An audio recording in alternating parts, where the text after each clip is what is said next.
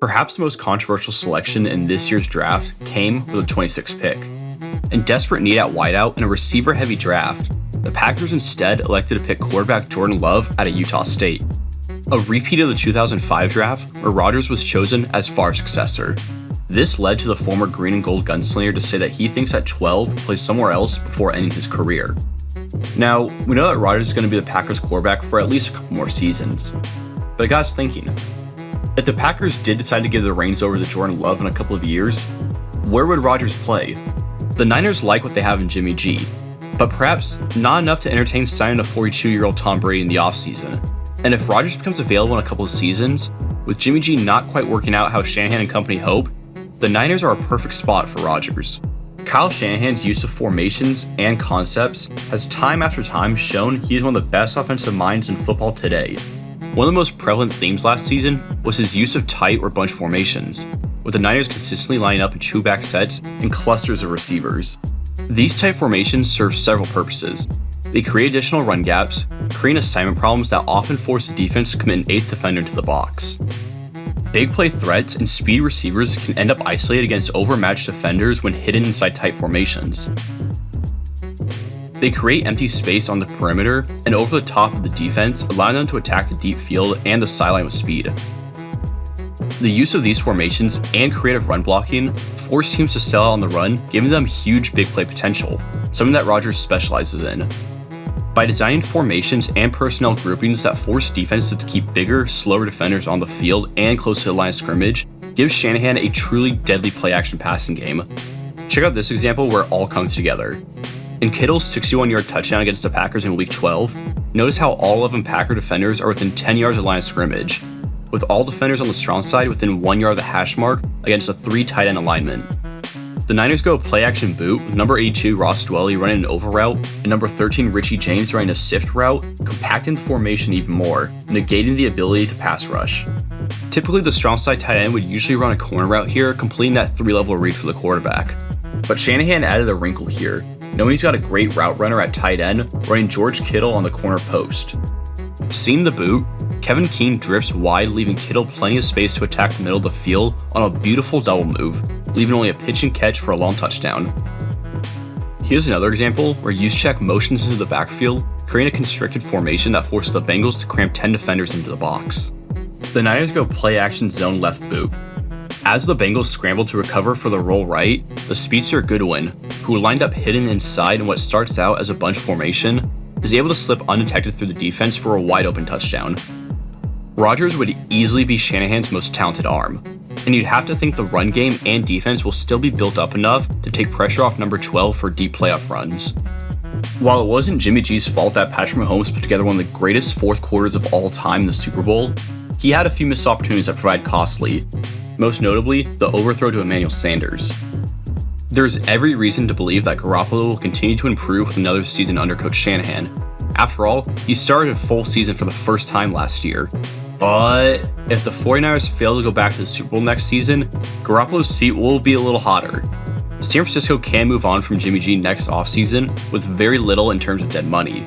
Of course, the 49ers would only do this if they were sure they can get an upgrade at the position. And is Rodgers an upgrade over Garoppolo in another couple of seasons? That's a difficult question to answer, but it could be one that Shanahan and John Lynch entertain. With the departure of Tom Brady in the offseason, many expect the New England Patriots to take a quarterback in this year's draft. However, Bill Belichick had other ideas, and now the Patriots are heading to the 2020 season with Jarrett Stidham and Brian Hoyer ready to battle it out for QB1. It's not the biggest ask for a Belichick team to get wins with Stidham or Hoyer at the helm. After all, he somehow managed to beat Bill O'Brien on a short week with Jacoby Brissett running the option just a few seasons ago. And Stidham may exceed expectations and become a solid option for Bill, but if Rodgers is available, I'd be surprised if the Patriots didn't make that call. Plus, Elliott Wolf, the former Packer personal executive who was with the Packers when they drafted Rodgers, now resides in the New England front office. Belichick isn't afraid of making moves to pick up disgruntled vets, and I'd expect Robert Kraft and the entire leadership team to jump at the chance to put one over on the rest of the league, going from Tom Brady to Aaron Rodgers. Josh McDaniels and Belichick are experts at finding the space in defense and attacking them with clever but simple concepts that allow them to chunk their way down the field, dominating time of possession and tiring out defenses. Patriots have no defined scheme, tailoring their weekly offense to their strengths and attacking their opponent's weaknesses. McDaniels was often happy to show empty sets, allowing Brady to use motion and change routes at the line of scrimmage to beat the defense. Rodgers would have more freedom to analyze defenses and change routes pre-snap to be his chosen matchup. Running a multifaceted and ever-fluid offense takes an incredible level of football IQ and commitment to the trade, and it seems like something Rodgers would excel at. Pairing that with the brain of McDaniels and his expert situational play calling could be what the Patriots need to give them that NFL record 7th Super Bowl. Once Bruce Arians was hired as a new coach for the Tampa Bay Bucs, most were intrigued at what that meant for Jameis Winston. Outside of their O-line, there was no question that the Bucs offense was loaded with talent for Arians to work with. They managed to finish 3rd in 2019, putting up 458 points, thanks in part to Mike Evans having his 6th consecutive 1,000-yard season and Chris Godwin emerging as one of the best receivers in the game. Tampa Bay's offense looked like a threat to score every time they touched the field. However, the person leading them out was blind, so it was often a 50-50 chance as whether or not the offense or the defense would score 6. In the offseason, the Bucs moved to add a certain man named Tom Brady to their ranks, signing him to a 2-year deal. If Brady were to retire at the end of that 2-year deal, and who knows if even that will happen, there's a good chance that Rodgers' timeline could line up. Tampa could have the chance of utilizing 2 of the greatest quarterbacks in our generation, giving the superstar receiver duo another legendary QB to work with, and maybe even Gronk would like a chance with the vet. In terms of the Bruce Arians offense, there is a lot of passing attempts from the spread formation and 4 receiver looks. This type of scheme generally boosts a quarterback's TD and interceptions because your coach is making you throw it 45 times a game.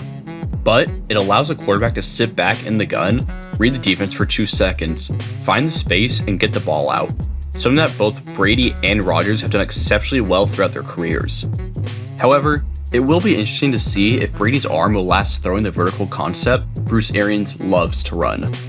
Take this play against the Colts as an example. The Bucs come out in 11 personnel and show the Colts defense a 3-by-1 look. The Colts line up in a bare front with Darius Leonard lined up as a zero technique. They bring both backers on the blitz and play cover 1 man on the back end, with Leonard first taking the blitz and then dropping into a robber zone.